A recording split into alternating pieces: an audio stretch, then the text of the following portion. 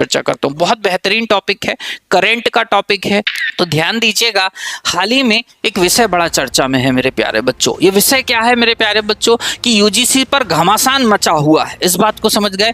UGC को लेकर जो है काफी विषय चर्चा में इसलिए भी है मेरे प्यारे बच्चों की यूनिवर्सिटी ग्रांट कमीशन, विश्वविद्यालय अनुदान आयोग की चर्चा हो रही है। इसने हाल ही में एक नियम पारित करा है। इस नियम के अंतर्गत इस विषय को लेकर ज्यादा चर्चा हो रही है कि एक वर्ग, जिसे हम जनरल वर्ग बोल रहे हैं, अनरिजर्व कैटेगरी बोल रहे हैं, वो वर्ग विशेष तौर पे खड़ा हो रहा है और ये कह रहा है कि नहीं, हमें कहीं ना कहीं इस पर आपत्ति है। इसके लिए वो अपनी अपनी प्रतिक्रियाएं विभिन्न संस्थानों या न्यायालयों में दर्ज कर रहे हैं। इतनी बात क्लियर हो गई। प्रश्न ये उठता है कि क्या ये इस तरीके के जो विवाद हैं वो होने चाहिए?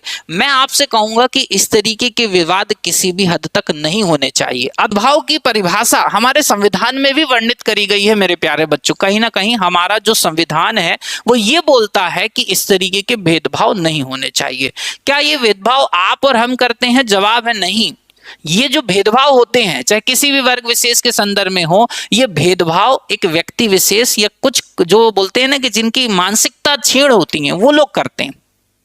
इस बात को समझ गए? कोई शिक्षक किसी वर्ग विशेष के विद्यार्थी के साथ करता है? आंसर है नहीं। कोई संस्थान करता है? आंसर है नहीं। कोई बच्चे करते हैं? आंसर है नहीं। ये कुछ लोग होते हैं जो अपनी विशेष उपलब्धि को हासिल करने के लिए इस प्रकार की प्रतिक्रियाएं देते हैं। इस बात को समझ गए? तो मैं आप सभी से यही निवेदन करूंगा कि ऐसी किसी भी भ्रांतियों में मत आइए।